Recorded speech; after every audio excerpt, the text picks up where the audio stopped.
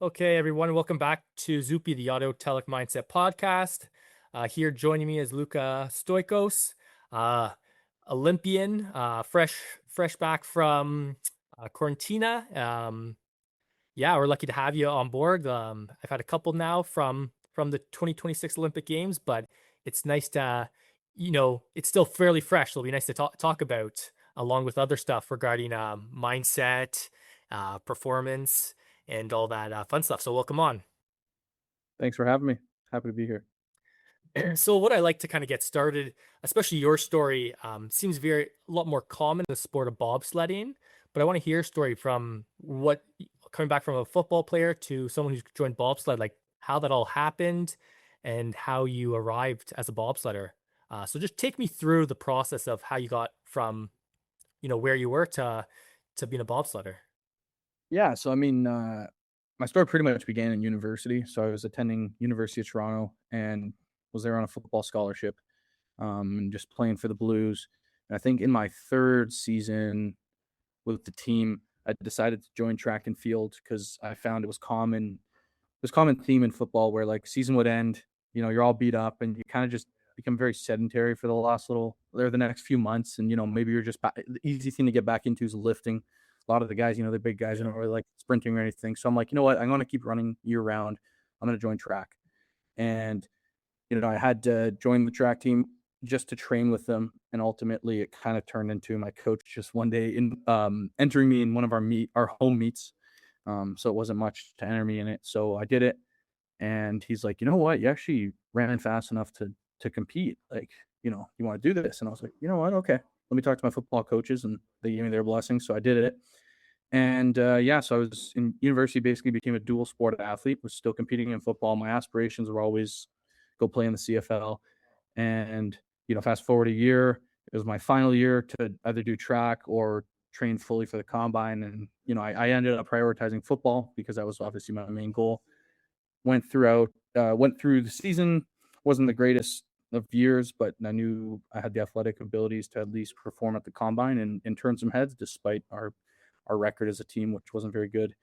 And basically that's pretty much what happened. I'd gotten drafted by the BC Lions in this last year's CFL draft, and then attended camp with the Lions. And I guess in the period of time prior to the combine where I had already done all my training and I was arguably in like the best physical shape of my life, I decided to just also enter with like, I'm sure you've heard of it, but RBC Training Ground.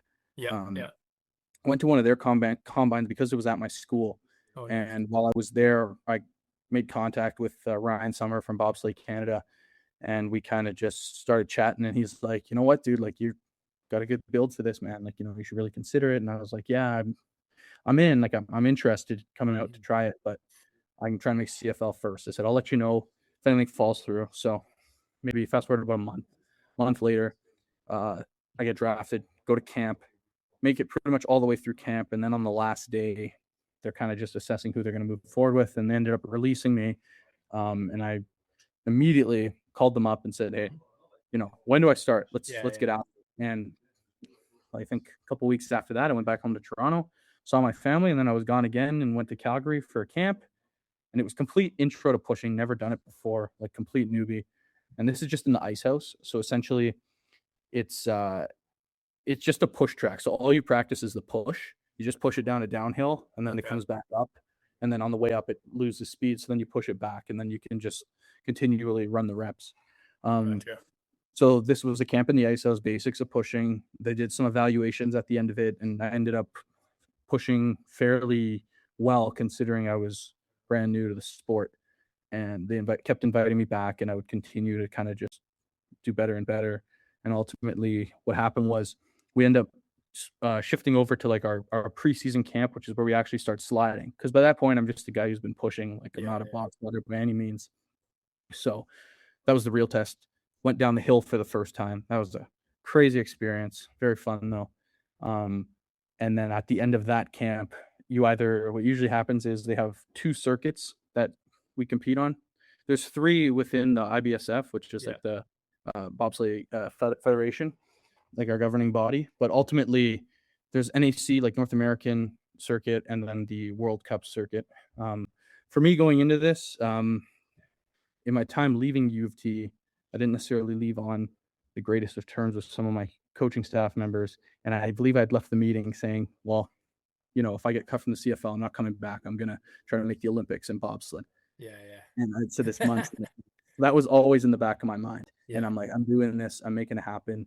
So it was a big emotional moment for me at that Whistler camp when I had found out, hey, you're going to the World Cup, because the World Cup was like the best of the best competition wise.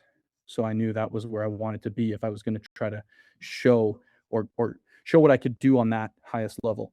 And ultimately, every opportunity they gave me, I'd make the most of it.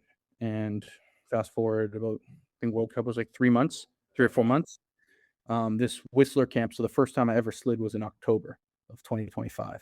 So from October 2025 to about January was when we were competing on this World Cup circuit. So very quick transition It was over to a very new quick sport. transition. A lot of like, hey, just go in, get after it. And after World Cup season, we came back to Calgary, and that's when I had found out that I'd been selected for the Olympic team, and I'd be going to Cortina. Oh wow, it's crazy how fast that happens. But it seems like you said a little more. This is a little more of a popular story in sports like the sliding sports. For the winner. Especially with a great Yeah, program like RBC, recruiting and evaluating athletes such as yourself to give them, a second, not a second chance, but a second door to walk through to keep that high level competitiveness. Because I know for me, yeah, once I was done playing hockey, like I want to be competitive somewhere. You know what I mean? Doesn't matter what level of competitiveness, but you still have the juices flowing through you. for sure. For sure. Yeah, like I wasn't ready to stop sports. I mean, I'm 22, so I was like, there's no chance Exactly. no chance I'm hanging up cleat So it spikes. seemed, yeah, it seemed nice from you just telling the story. Like, you fell in love with it pretty quickly. Like you said, going downhill that first one, like that's pretty cool because you could have went out and be like, this ain't for me, right? So it's cool that you had a good experience and kind of fell in love with it so quickly. What kind of what drew you to that? Like the excitement. What did you like about it that you're like, yeah, like this is pretty cool. I'm gonna keep going with it. I mean, I think honestly, I kind of like the idea of like when you're pushing, you're just as a brakeman, that's what I was doing. You got one job, just I looked at it as like a track meet, or like one play on special teams in football. Yeah. You just go down, do your job. So I joke about it, but like you basically black out and you just go. Like Oh, kind of how I know you talk a lot about flow state on your podcast. So like, yeah, flow state, like get in that zone and just go. Like push that thing as hard as you can, execute. You're not thinking about your technique and all these little things because you've already drilled that and you've already practiced it. All that time spent in the ice house just pushing the sled on the track there. Like that's when you put in that work in terms of, technique and stuff. Like I'd have cues here and there considering I yeah. was still relatively new, but I Yeah. tried to save those for the training week. But then when it came to the race was like, you go. Once you put that helmet on, you're a different person now and you're a beast. You got to push that thing. That's how I looked at it. So let's bounce back and forth while we're on the topic of flow state, where with football versus a sport like bobsledding, like you said, you have that quick sprint, you get into the zone, and then away you go. So talk to me a little bit more about that. But versus a sport like football, where it's stop and go, how do you reset, refocus to get ready for the next play, versus a sport like bobsledding, where it's like go, you're done, and then you reset until your next race comes. Yeah, that's a great point because I always found a bobsleigh easier to lock in for because Mhm. the reality is you got to just exert yourself for like 5 seconds. The push is 5 seconds. Then you hold on and you try to sit low and all that other stuff. But like, yeah, it's 5 seconds of pushing. I'm like, you can focus all in for that 5 seconds. And then, obviously the time and your warm up and the preparation for the day, like you're going to be locked in during that as well. Yeah. But ultimately, when it came to football, I used to always say I hated going early and for me, because I found I'm the type of person, I mean, I think it's a little bit my ADHD, but like, just my ability to focus hasn't Yeah. always been it's always been my weak point or an area of more struggle. It takes a bit to get me in the zone. So now Yeah. having these little things that can help me, like having a routine and stuff like that, I found would always help. Yeah. Um, but yeah, ultimately, in terms of the bobsleigh to football thing, it definitely takes, I think, a lot more focus in football because it's prolonged. Like, Yeah, it's not like you're exactly. in the zone because you're on the side, like, especially if, as like a Canadian in the CFL, who's, where I would have been as a young guy, like, you're not really, you go out for special teams and like maybe you get to play on offense or Yeah. something, but it's, special teams comes every few plays. Like, there's still a game happening, but you're watching, so you're just trying to stay locked in and ready. But it's Yeah. not like you're necessarily, once you actually get into the game is when I feel like that's when I enter that, like, boom, Yeah. Yeah. right? Because yeah, I think to constantly be in that locked in, like, tunnel vision state, it's a lot, and I think it's kind of draining. And for me, it's not something I like to do. I like to have a cue pretty much right before I gotta go. For when bobsleigh, that was putting my helmet on. Right when I put the helmet on and did Yeah. it up, like, was that was my time to go. I know a lot of our pilots, it seems that their time to go. Now that's a bit of a different thing. I can't speak to that yet because Yeah. I'm not Yeah. a bobsleigh pilot. Just, but Yeah. I know a lot of them. They have their thing where they throw their visor down, and that's their lock in mode, right? Um, Whereas, like, yeah, football, sometimes it would be putting on the helmet, but other times it's just when you're following the game and okay, it's like kickoff or punt return or something, Yeah. and then And yeah, and then for like for football, like even though a sport like hockey, like you have like kind of you have plays, we have shifts. Um, especially mental talk, right? I always give the example of, I'm trying out for this team, you want to be on your A game, and I'm sitting on the bench there and I'm like, hey, like don't make a mistake, don't make a mistake. Sure enough, you go out there, what do? You make a mistake. So I say the 100%. power of the mind, um, through a sport like football, obviously that can happen and you can get a snowball effect where, okay, you make one mistake, oh no, then you're doubting yourself and you're afraid, and you start, that's the negative self-talk cycle, right? Oh um yeah. what's something you would do to get out of that, or to stay, stay in a more positive mindset, um if you experience something like that per se? Yeah, it's definitely very easy to spiral, and kind of, once it starts, it's very hard to stop. I feel like I had a bit of a moment like that, um, on World Cup, where there was a week that I wasn't racing. So they have 2-man and 4-man, and I had, been racing with one pilot the whole season, and then the last race of the season, and this was coming up on Olympic selection and stuff, I didn't end up racing in the 4-man event, which I'd always been doing, and I was just doing 2-man with a different pilot. And I think for me, I was like, just in my head, I was like, what's going on? What's the reasoning for this? Like, why? And it was, you spiral into this, like, well, what the heck is happening? And you're Yeah. trying to figure it out. And then I'm like, wait, does this mean I'm the spare? Like, I'm not going to games? Like, what's going on? And then, so I was talking to my dad, and he's like, dude, take a deep breath, Yeah. control what you can control. And I think that's the big thing in a lot of ways too. Like, you worry about the controllables. If you're thinking negatively too, though, right? You gotta seriously have that confidence, and that, you know, some guys have it too much where it's like bordering delusion, but like, Yeah. I respect it in a sense because it's like, confidence is good, but I think there's a bit of a balance, but I'd rather be on the overconfident side than not enough confidence, because I've been there where my confidence was down and it just wasn't my best performances, and it. You're going into it like, it's like going into a battle and expecting to lose. Like, of course you're gonna lose. Like, you kind of got to go in with a mindset of either I have nothing to lose, Yeah. Yeah. right? Like, what's the mindset I like to take, especially if I know I'm at a disadvantage? So it's like, I'm gonna just go out and give it my all, anyways, Yeah. right? Yeah. Or if you go in with that high horse, like, oh, I'm the best, I'm gonna kill it. Like, that also, I feel like, works too. The only issue with that, I find, is if you do that and then something goes wrong, does it knock you off your high horse, Yeah. or are you maintaining and you're like, okay, that's a one off, like, we're good, we're gonna keep going, right? Yeah. No. It's you hear it a lot, stick to the process, trust the process of, your training, what your coaches are saying, your own capabilities. You hear it time in and time out. And I think, to your point, with when you're overconfident and then something doesn't go the way you want it, trusting to go back to trusting the process, I think, is where you become comfortable again. But putting your mind there at ease. But to what you're saying too, and we talk about it all the time, is that balance of managing emotions. And we'll talk about it more with regards to the Olympics, because at the Olympics, everything is just heightened that much more. You have fans, cameras, other athletes. So we'll talk about how you manage the emotions, but it's something that keeps coming up. And we call it, refer to it as energy, right? You have high energy, low energy, and those are just different stresses, positive stresses, negative stresses, and how we maintain them is, I think, like when you get to such a high level, okay, you know what you need to do, but let's, like you said, let's use the word lock in. We got to lock in when Yeah. the time is right. So I feel you on what you're saying there.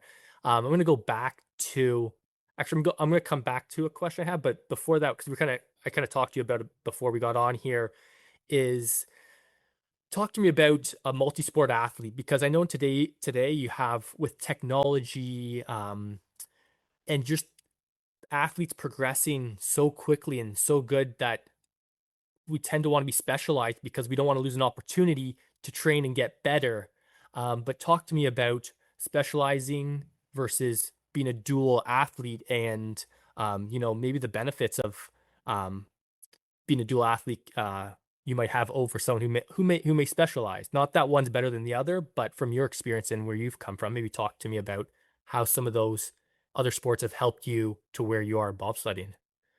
For sure. I feel like in a sense, like athleticism is athleticism, right? So if you're training that, that's going to translate well to a lot of different sports. And then, as you move into your training and progress in sports, like there's more nuanced training or little things, right? But ultimately I knew, what's bobsleigh? Okay, it's speed, power, and strength, right? And I'm like, okay, I've had those track, I was working on the speed. I was also throwing when I was doing track, right? That's like teaching me how to transfer my power and use it effectively. And also there's a strength element in that. And football too, right? There was the strength component from there, right? So in a sense for bobsleigh, I kind of felt like I'd already been training for it Yeah. the 4 years prior, like without even knowing it. It was now applying all these um, this base skill set that I developed and applying it to a new sport where now there's technique involved in some other things, but I'd relate it to something I knew. Like for me, I found when I hit the sled from my position on the brakes, I think of it as a power clean because a lot of things were Yeah. transferred, right? Like that, you get some triple extension, and then I'd almost because when I shrug on the clean, right, going into my catch, I'm like, now instead of doing that vertically, I'm doing it horizontally. Right. So falling into the sled, I can also still kind of do that to pull it, bring it through, right? And it's all very transferable. I found so I found keeping myself well rounded as an athlete and just as a strength and power athlete, Yeah. and speed. Um, that balance is quite applicable to a lot of different sports, right? Yeah. Um, And then so I did you feel it kept you like healthier away from injuries, training different disciplines?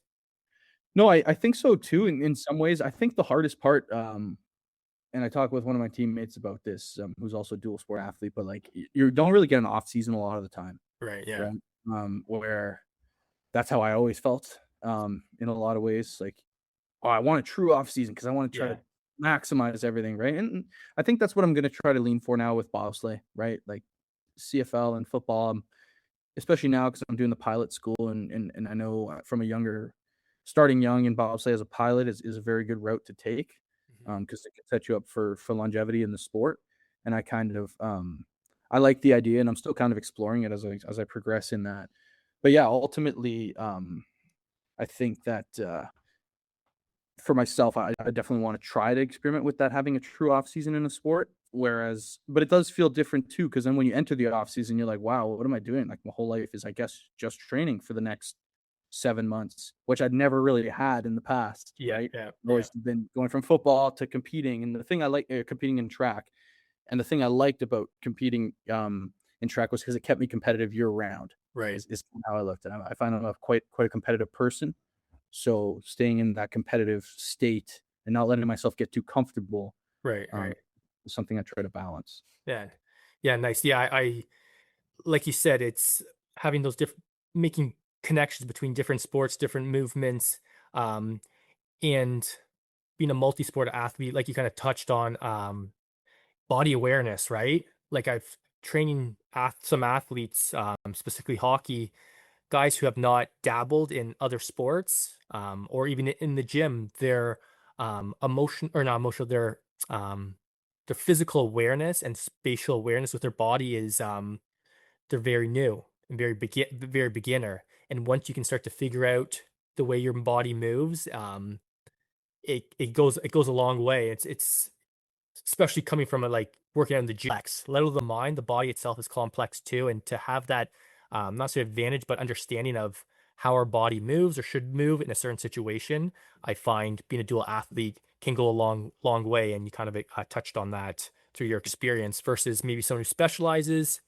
Yes, your trainers are probably trying to help you, but there's just certain things you might not be exposed to and positionings, whatever it may be, because you are in more of a specialized field. Like I said, one's not better than the other. You can see I probably lean more to one way, but For sure. Me too, though. I Yeah. find it's body awareness is so key, and it's you have to train it and be put through certain experiences to feel what that feeling feels like. So yeah, definitely speak to your experience through multi sports for sure. Um, so I'm going to jump up because you kind of touched on it with regards to I think is huge for sports is having a process to get you into that zone or to keep you level before you want to try to dabble and get into that flow state or in the zone. And what I come across actually a lot of the Olympic athletes, I don't have a process. I just like to stay loose. Well, I say if you don't have a process, not having a process is a process in itself, because regardless, whether you know it or not, you're trying to keep your mind and body keel, especially like when you get to the Olympics and everything is heightened. So everyone has a process, whether they know it or not. But what I tell people is it's a skill. Like you have to do things and figure out if they work and if they don't work, right? If you Mhm. want calm, and be very zen, then try it. It might work for you, it might not. But it's these high-end athletes, like it's not magic that they have it down pat. They've gone through a lot of different trials and errors, and probably to this day, you're probably still working on it to really hone in to what works best for you and when to use some of these tools you may have as well. So talk to me. We'll talk about the Olympics here and bobsledding, your pre-game routine. What works for you and what you've tried, what works and what doesn't work. Yeah, no, for sure. Funny story. I'll probably save it for after I finish explaining my routine, but because it'll make more sense. But ultimately, with bobsleigh, I think yeah, it was very much so. I got to make sure I do a good warm up, and I make sure I'm getting myself firing. I'm activating all the right muscles, right? Just because that's some of that's like injury prevention or just working with current, nagging, um, or minor injuries or aches and pains kind of thing, which are part of sport. But ultimately, yeah. So get that good warm up in, and then a lot of guys would like to be like ready so much in advance, but like I'm like I'll have to go do a full sprint. I need to be still warm and coming out of warm up, getting my gear on pretty much right away, and then maybe in like 5 to 10 minutes because we have a couple like routine type stuff where we practice our cadence for hitting the sled and stuff. So we'll do like we call them claps, but claps which simulate our cadence. But then after that, I like to pretty much just be I'm ready to go after that. And then it's still calm, might be cracking jokes here or there, or just, getting fired up, trying to get me and my teammates ready to go. Every guy's different, right? Some guys, they like the like rah, rah, whereas other guys are more Zen, like you were saying. So that's part of being on a team, right? You got to know how certain people react to these kind of things. But ultimately, yeah. And then we move the sled. Usually, I help with that. Certain parts of moving it, I do. Other parts, I like to just start to begin my focusing, and that's just some intricacies of bobsleigh. There's certain times when a certain person will move the sled, someone else might not. But ultimately, yeah. So we get the sled onto the line. Prior to that, usually about 2 sleds before I go is when I like to put my helmet on. So then buckle it up. It's on. That's my moment where now I got my helmet on, give myself a couple of smacks, make sure everything's good, and then I'm like, I might let out a little or a grunt or something. Yeah, And harsh out. then, yeah, exactly. If I'm feeling I need it, sometimes I find it does wake me up, right? But yeah, then I get onto the line, very much so locked in. But at this point, if it's a race, like I said, I'm not thinking about anything other than I'm pushing this sled as hard as I can, and I'm running as hard as I can. It's a track meet at that point. It is a track meet. It is a max effort, PR lift, whatever I gotta tell myself it is that day is what it is. And everything else is just executing what you've already practiced. So I don't even worry about that because like we've worked on it so much that I feel confident that we're all gonna hit the sled at the same time. We're gonna be in sync. We're gonna load clean and well because that's another big part of the sport. And yeah, we're gonna push fast, and that's kind of how I see it. And if we did all that and I controlled everything that I could control, which was that, then I'm good. I Yeah. got no reservations about anything, and and then pull the brakes at the end. That's my last job, but I just wait for the pilot to tell me when to do that. Yeah, that's pretty much my rundown, at least as a brakeman, right? I know for pilots it's significantly different, and I'm Yeah. getting a bit of a taste of that now. Yeah. And this will tie into the story I was saying I had earlier, but I've done 9 runs now from the pilot seat, and I think I did 2 of them without a visor, which is like pretty much a big no-no. You Yeah. want your visor on. As a brakeman, though, I never wore a visor, just because it was easier to breathe because you're Yeah. crunched up back of the sled and you don't really need it. So I haven't got that pre-run kind of system down yet because I'm still so new to learning how to drive and stuff. And I just feel like there's a million things I got to try to think about. Yeah. Yeah. Uh, so I just forgot to put my visor down twice, and like that. But that's because I think part of me is still I have that other thing. It wasn't part of my other checklist, right? And I'm still associating this with bobsled, so I haven't, just made whatever mistake. But I definitely have to start building a pre-sliding routine as from the pilot seat. Right. Um, And with a pilot, like I was going to ask you, like I'm sure there's more visualization involved oh that yeah, you way more. maybe you could maybe with some of the pilots you've been with. I'm sure they have. I would imagine they have some sort of visualization routine that they do before wherever that falls, Yeah, to do what they need to do. So I'm sure that might be part of your routine moving it's forward a big in part of it. some extent. For sure. They call them mine runs, but like you'll see Okay. if you go Bobsleigh tracks, sometimes pilots are just tracing corners and they look kind of goofy when they do it. But that's them going through the track prior to going down, and every corner they're going through whatever cues they might have. And it's significantly more challenging than being a brakeman. I'll definitely um agree with that because yeah, pushing a sled is like I said, it's like a track meet. You black out and you go, right? Whereas here, you have to do that because you can't. You got to do that as well as drive, right? You can't just not push and expect to drive. Well, then you're stewing yourself because you're not pushing fast. The start is crucial in the sport. Mhm. You need 4 guys or 2 guys, whatever discipline you're doing, to be pushing that sled as hard as they can. So both are crucial. But yeah, it's definitely a harder job and there's a lot more responsibility. Even off of the track, like there's logistics and stuff that they handle that the brakemen are completely not involved in, Mhm. right? Which some would like being a brakeman. Like I really enjoyed it. It was nice to really not have to think about much Yeah. except one job, Exactly. Yeah. Um, but yeah, the pilot's like the organizer, and he has to have an element of calm to him as well, right? And you can tell, like it's if you're in the start house and your pilot looks nervous as a brakeman, you're like, Like, oh oh man, shoot. Yeah. are we gonna get down? Like, Yeah. So there's definitely an element of you need that confidence, right? But you also have to be calm because you don't want to be like cranking the steering and Yeah. doing too Yeah. much. Right?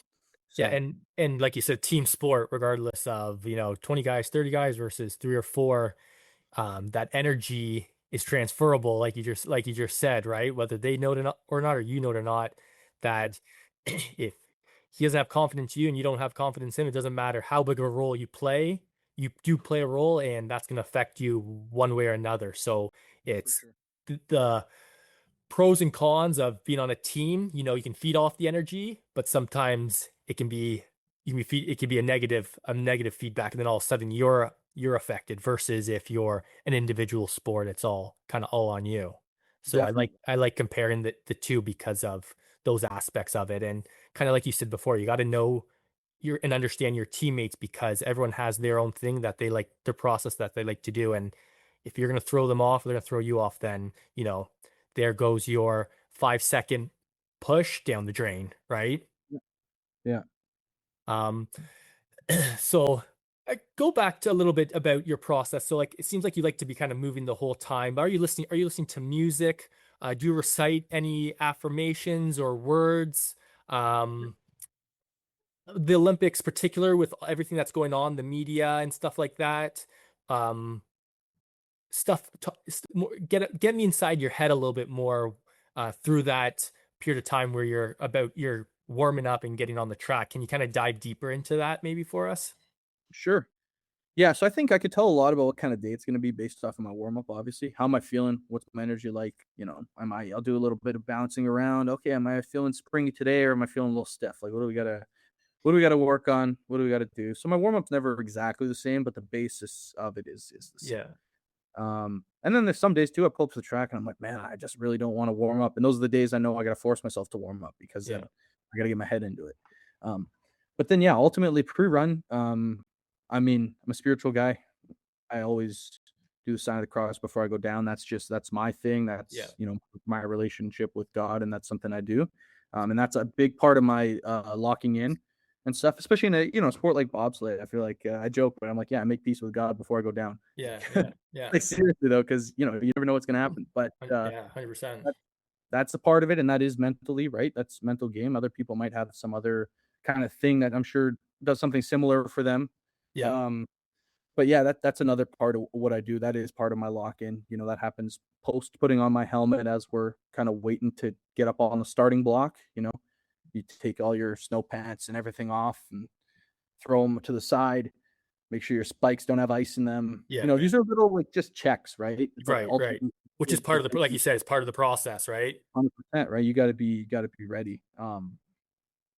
Uh, Because yeah, like you don't want to have ice in your spikes, and then you Yeah. go to Yeah. push, and next thing you know, you slip and wipe out, and then the whole push is down the drain, and then your race itself Yeah. is screwed. So, Yeah, I like what you say here because I kind of said like, do you know people a lot of times they say stuff, they repeat stuff to them, but to your point, a cue or a trigger to like put you in that zone or get you locked in can be something physical, right? Whether it's a sign of the cross, whether it's like you said, tap on the bucket, and it's funny like when you actually zone into sports and you're aware of some of these things, you can actually you pick up when the guy does something. Like, okay, I saw him do it. If you're not so aware of it, you don't necessarily see them do it. But baseball is a huge. I like baseball is a huge one because it's so visible. The guy's at bat, he's making something in the dirt, tapping his hands, gloves, whatever. But having a physical cue um, works just as much as having an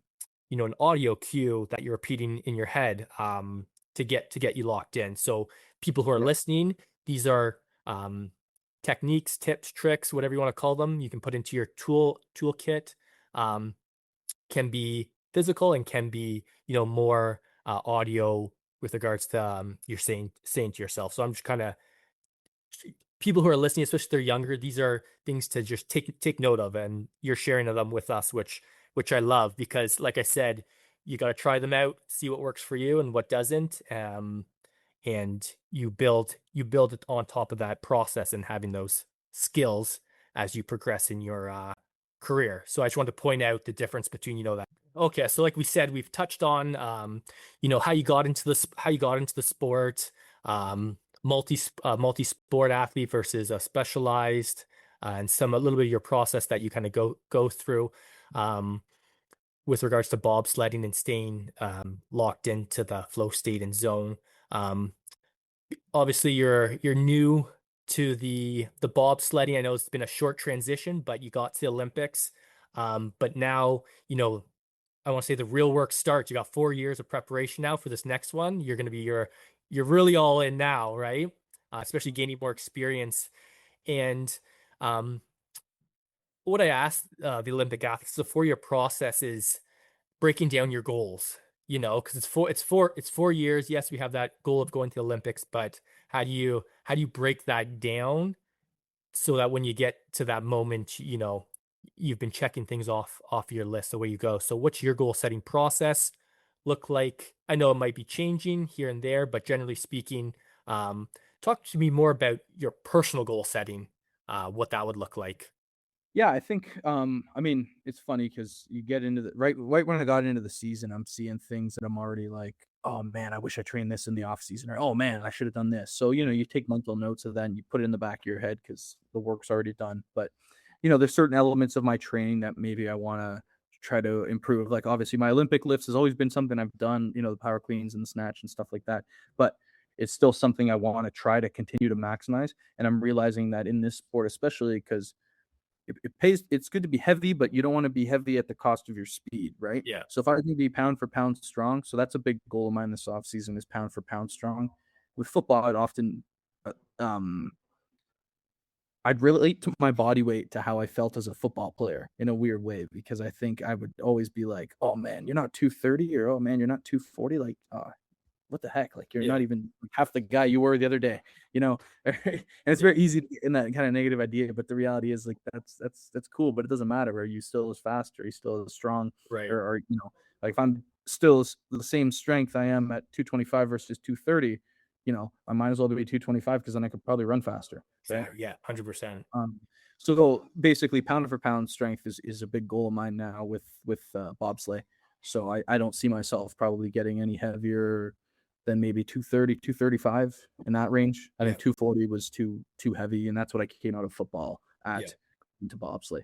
But yeah, that's definitely one of them, right? That's just a generic off-season goal. Obviously, get faster, a little bit in terms of sprint mechanics, some things will translate to pushing mechanics.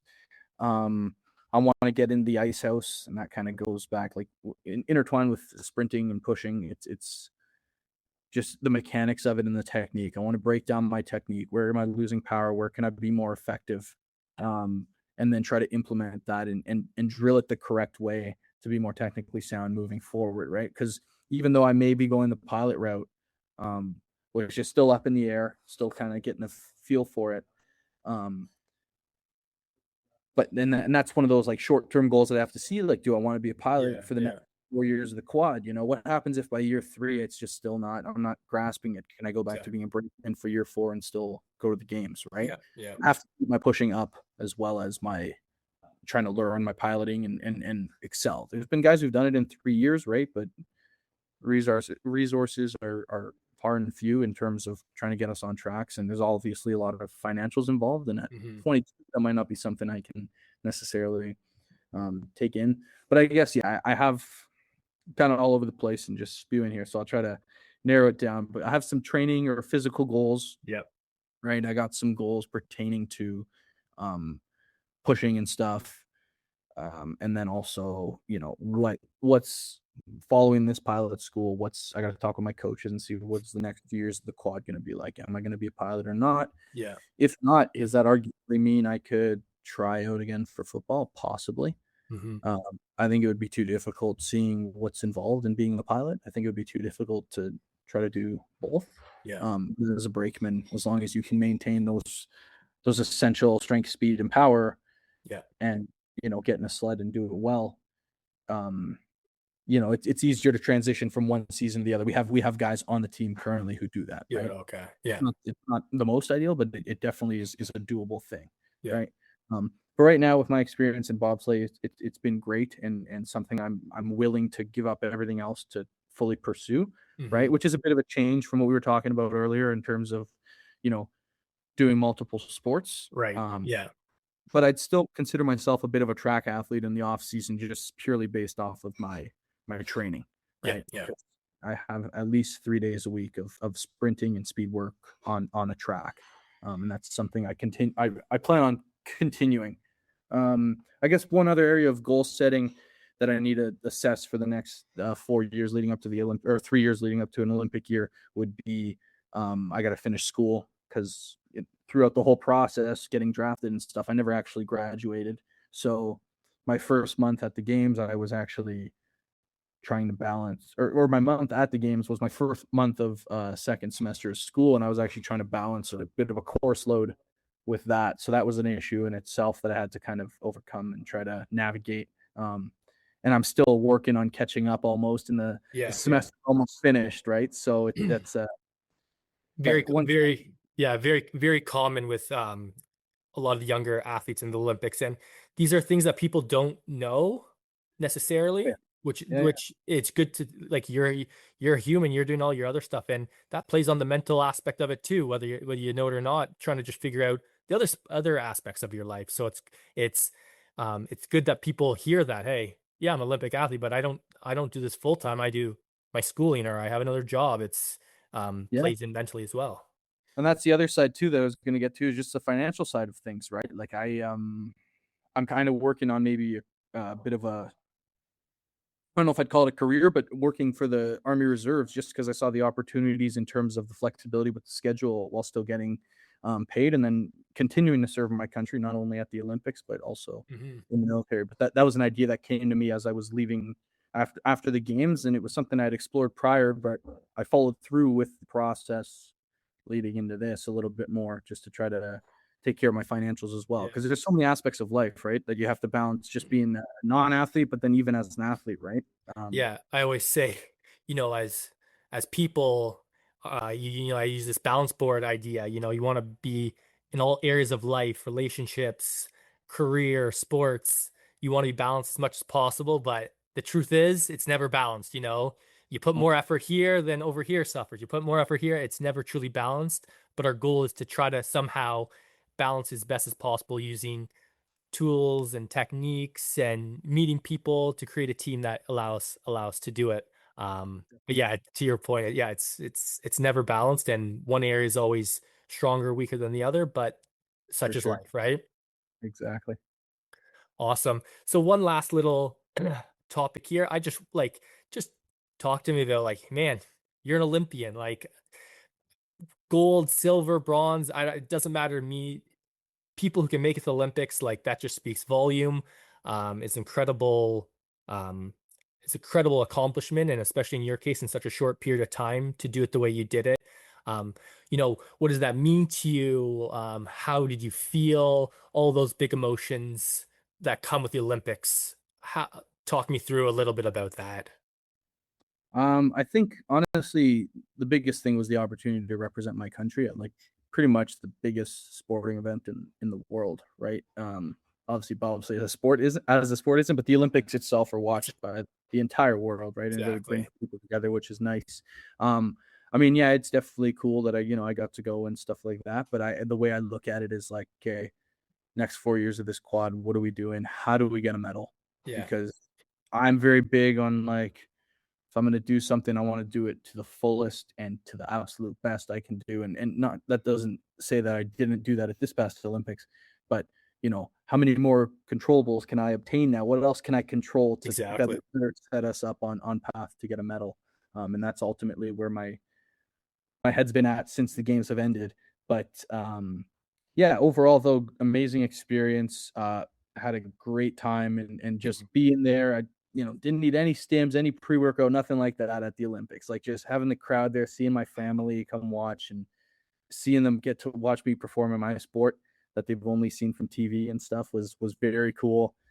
And yeah, ultimately, yeah, and the story in itself too, I think, right? Like you said, like it definitely was a short amount of time and a quick transition, but that was me, and I kind of just promised myself, like, Luka is going to do and can do whatever he sets his mind to, and that's how I looked at it. I said, if I say I'm going to go in, I'm one for as well. If I say something and put it out there now, I have to do it, right? Yeah. Um, Yeah. Perhaps it's a bit of an ego-driven thing, but very much so where like I said, I left that meeting saying how, yeah, I'm going to try to go to the Olympics. And now I'm like, I did it. So I, it's definitely something I try. It's a story. It took a lot of resilience and a lot of like betting on myself, because, there were definitely people that, I could go on for days about this, but just like, Yeah. you're man, like bobsleigh, or whatever. Exactly. Yes, Yeah. it's such a short amount of time. You need more experience. You need more reps, man. Like you don't have it. Like, Yeah. no, you don't know. Especially coming from a background like such as football, and um the audience you get and the hype you get from a sport like that, and you're paid um and whatnot to follow an Olympic dream. Speaks volume, and like you said, the resilience and the story is that's what's going to drive the next person that's inspired by your story here, and that's why I love doing what I do. Yeah. I appreciate it. Um, so yeah, it's awesome to have you. And it's funny you're kind of saying this. So my sister's a two-time Olympian, and I remember after her first one, her teammate taps her on the shoulder and says, her name's Cleta, and he says to her, like, Cleta, you see why you can't just do one. you get that addictive, you get that taste, and you just want to keep Oh yeah, going. And I think that's why I love the Olympic athletes, because it's a 4-year process of dedication, of love and passion of what you do. And like you said, betting on yourself, to pushing the limits. In your case, you got other guys doing it with you, which can help definitely. at times. Oh Um, yeah, so yeah, it's great. I love, like I said, this is all about the story, and it's going to fuel the next generation of people that are in similar situations like yourself. And the story is not necessarily over, right? They have different doors that can open, and you never know what door is going to lead you where. And talking to you here, you can tell you're very excited and motivated for what the future holds with regards to bobsledding and other aspects of your life too. So appreciate you coming on board and giving us a little taste of your experience. Because I'll catch up with you, again in the future to hear the next chapter, so to speak. So appreciate you coming on. The body's so